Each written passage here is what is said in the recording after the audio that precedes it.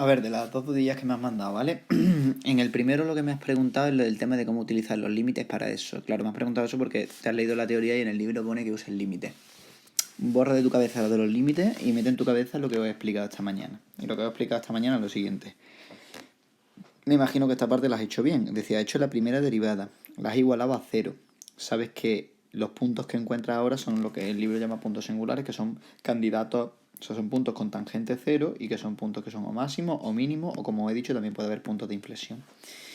Por lo tanto, tú has igualado a cero y te ha salido el punto 1 y 1/3. Y ya sabes que sustituyendo el 1 en la función, pues obtienes la coordenada y, y sustituyendo el 1/3 en la función, pues obtienes la coordenada y. Es decir, tú tienes aquí dos puntos que son candidatos a ser máximos o mínimos. Es decir, estos puntos son máximos o mínimos o puntos de inflexión. Y ahora lo que tienes que comprobar si son máximos o mínimos o puntos de inflexión. Opción número 1 para comprobarlo es el tema de los límites, porque en realidad lo que hace es como ver por dónde va la función, pero eso es que es un rollo. De verdad, olvídate de eso. Forma de comprobar esto que es mucho más rápida.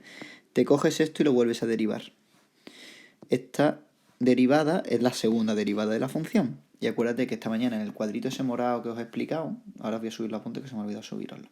En el cuadrito morado os decía que si la primera derivada era 0 y si la segunda derivada era positiva, había un mínimo. Y si la primera derivada era 0 y la segunda derivada era negativa, había un máximo. Por tanto, lo único que tienes que hacer es, como tú quieres saber si son máximos o mínimos, te coges la segunda derivada y mete el 1 en la segunda derivada. Cuando meto el 1 ahí, ¿qué te sale? Te sale positivo, ¿no? 6 por 1, 6, menos 4, 2.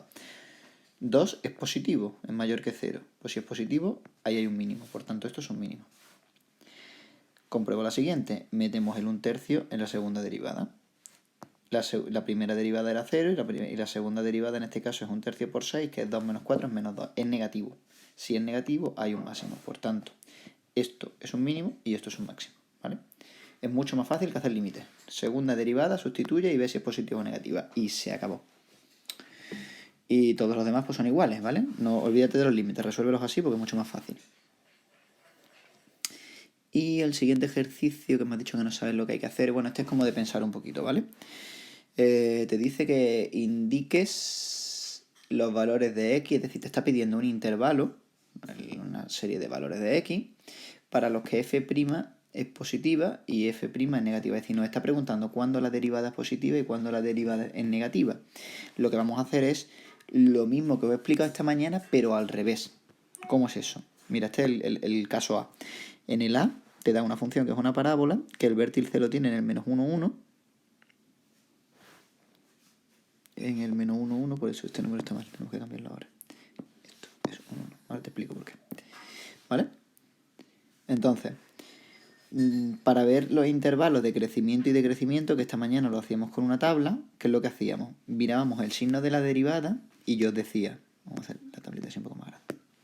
Esta mañana yo te decía, a ver, si la primera derivada es positiva, la función crece. Si la primera derivada es negativa, la función decrece. En este caso, en vez de ver el signo de la derivada y así decidir si crece o decrece, vamos a hacer al revés. Vamos a ver si crece o decrece, y cuando sepa si crece o decrece mirando en el dibujo, voy a ver el signo de la derivada. Hemos dicho que si crece, la derivada es positiva. Esta función crece desde el menos infinito hasta el menos 1. Si esta función es creciente, implica que la primera derivada tiene que ser positiva. Igual que tú sabes que es lo mismo pero al revés, ¿no? Antes veías el signo de la primera derivada y decías que era positivo, que la función era creciente, pues ahora como sabes que la función es creciente, pues la primera derivada tiene que ser positiva.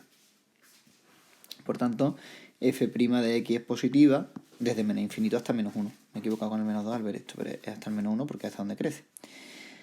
Desde todo el intervalo en el que decrece, que es desde menos 1 hasta menos infinito, la función decrece, y decíamos que cuando la función decrece, el signo de la primera derivada es negativo. Entonces, hasta aquí la primera derivada va a ser positiva y a partir de aquí la primera derivada va a ser negativa, ¿vale? Y lo mismo con los otros dibujos.